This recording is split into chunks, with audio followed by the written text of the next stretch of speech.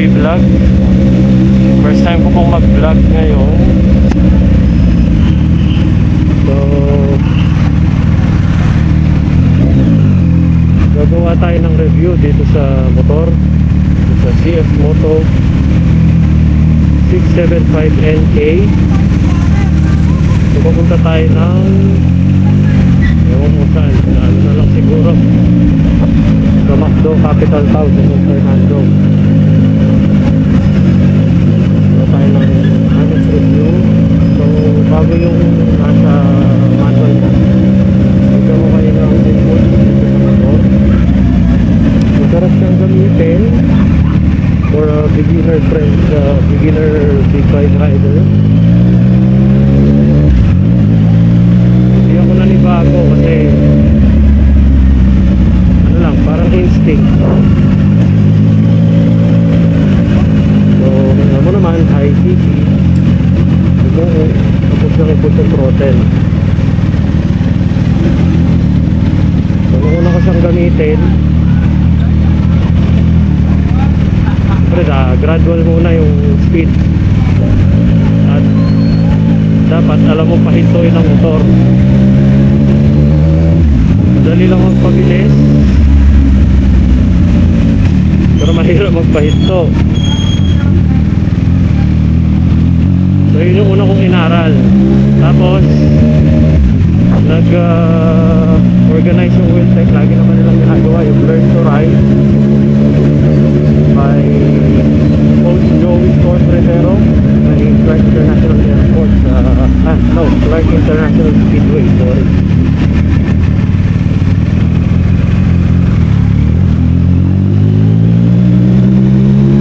By 02 Podium Riding School.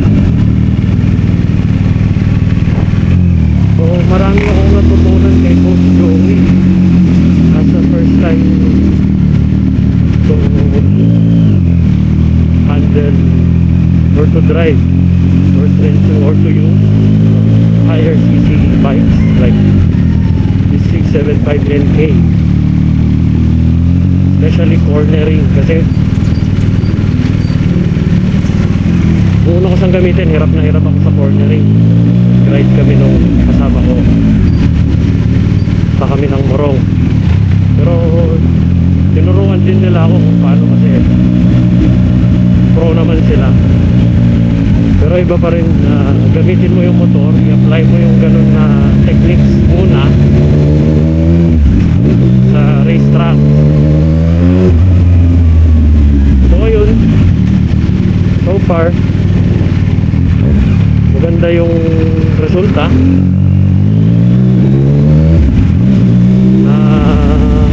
Gawa natin na maayos yung tinuro lahat ni Coach. Shoutout sa'yo, Coach Joey. Napakagaling mo magturo. Wala man half day mag-drag, which is yung ni-drag hindi naman talaga kailangan. Ang ni-drag sa ginagawa nila para tansyahin yung maximum lean ng motor, hindi sa forma lang. Yung tinuro ni Coach Joey, scientific riding.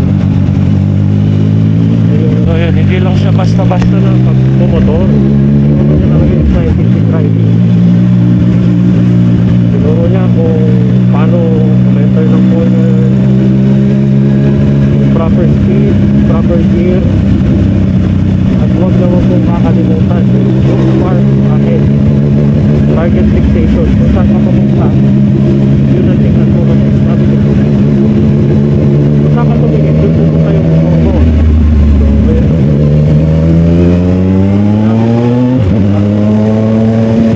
So guys, balik ako kayo mamaya. Nasa capital town na tayo. Okay. Nasa capital town na tayo.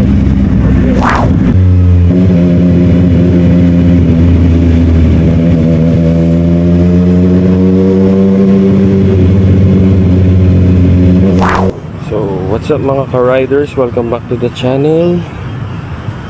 For today's video, we're going to check out all new CF Moto 675 NK, one of the hottest middleweight naked bikes in the market today. If you're looking for a bike na may premium features, powerful engine, and head-turning looks, then this might be the perfect bike for you.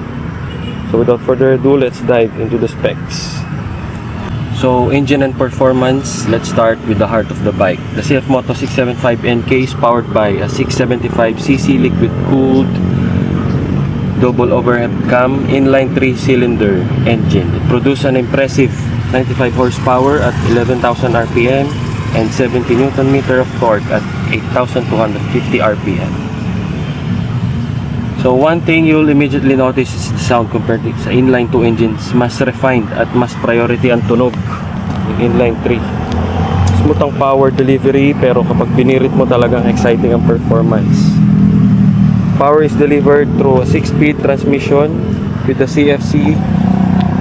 CFSC slipper clutch, making every shift smoother and giving you more confidence during aggressive downshifts. 675 po. 675? Opo. Hindi na expressway. Oh. Bilyar mo. Tama na pumutunog. Yes, formal. So sa suspension naman tayo, guys. Suspension and handling. Ang 675 NK comes equipped with the fully adjustable KYB suspension. Sa harap meron tayong 41mm USD fork, fully adjustable, preload, compression, and rebound adjustment. Sa likod naman, adjustable rin ang KYB monoshock, so pwede mong i-tune depende sa riding style mo. With a curb weight of only 189 grams, so magaan yung bike for a 3-cylinder. And the bike feels like agile and very confident, inspiring, especially when attacking corners. Yes, nasubukan ko yan sa track last Thursday. Magaan siyang dalhin, magaan siyang i-corner. So sa preno naman, hindi rin magpapahuli si 675 NK. Sa harap, meron siyang feature dual 300mm disc brake paired with J1 4-piston caliper. Sa rear naman, meron siyang 240mm single disc brake. Of course, standard na rin, dual channel ABS, giving extra confidence during emergency braking. Sa technology and feature naman, meron tayong 5-inch, hindi naman siya curve. Ito pala, edge dapat. So correct me if I'm wrong. May Bluetooth connectivity.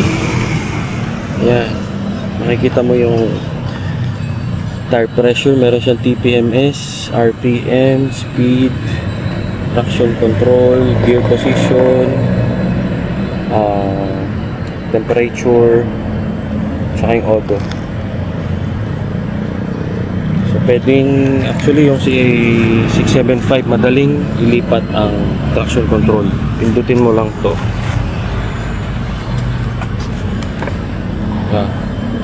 So kung sakaling gusto mong mas makapit, yeah, makikita mo din dito information, traction control, ESS, emergency stop. May mag-on yung hazard pag mag preno sarado ka. Quick shifter, upshift alert. And then, yan. Yung music, meron din. Ito, Motoplay. Magamit siya via app. Download mo lang sa cellphone mo. So, yun lang ang technology. Tapos, hazard. To function. Hazard, signal light. Kusina. Yeah. So sa dimensions, the bike has a 1,400mm wheelbase, offering a perfect balance between stability and agility. Seat height is 810mm, making it comfortable for most Filipino riders. It also comes with a 15-liter fuel tank, giving you enough range for long rides and weekend adventures. So ayun guys, overall complete package ang ating CF Moto 675NK. Actually hindi siya entry level na motor eh. Isa rin siya sa specs, lalo na dito sa built-in steering damper na nilagay as a factory. Tapos nga pala, nakalimutan ko mention kay Sir Toto Pipes, itong aking slip on, napakabait kausap. Shoutout sa iyo Mr. Toto, kung naaalala mo pa ako. Yun lang naman.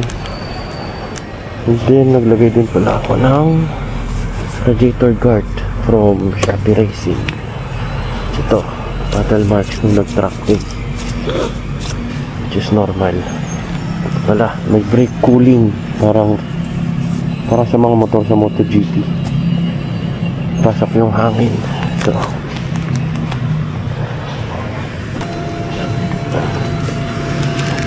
For the sound, ito, medyo cold start kasi napahinga yung motor.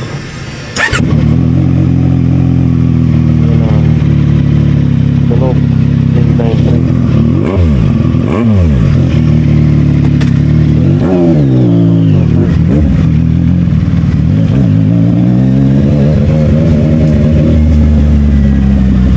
So, punta muna tayo sa shop. Puntahin natin sila. Tagal na tayong nakakapunta. Ito lang, gusto ko lang i-vlog yung daily routine. Nakakapit ko lang kay Macy's.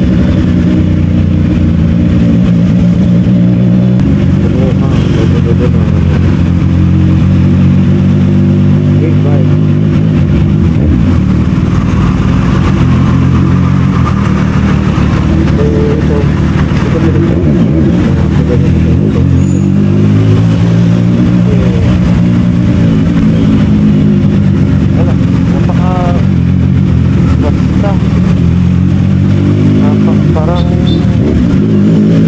Para sa akin pag kumuha ka ng starting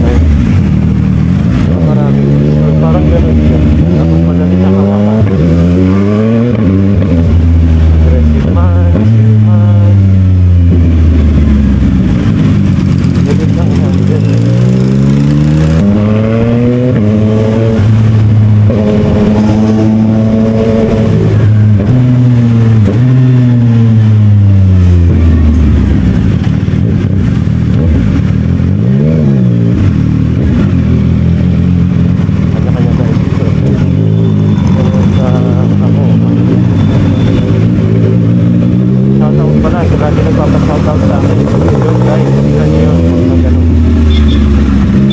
Overtake kayo sa kaliwa ay sa kanan.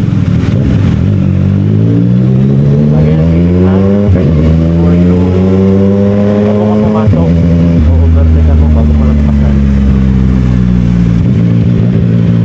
So yun, nakalimutan ko yung mga nagpapashout-out. Yan.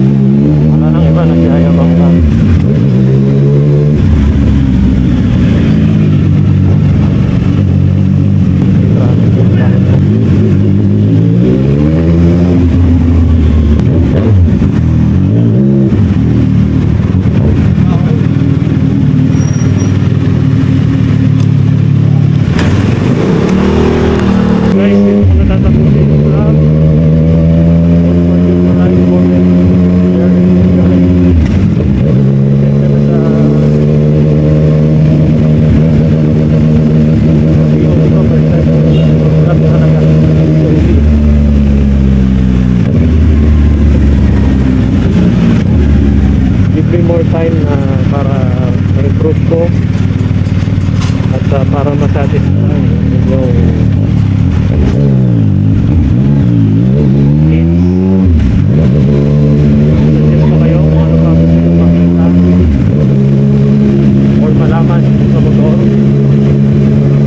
For sure, hindi ko pa lahat na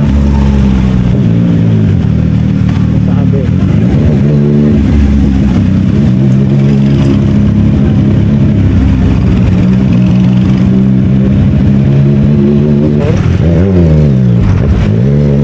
Guys, ang vlog na to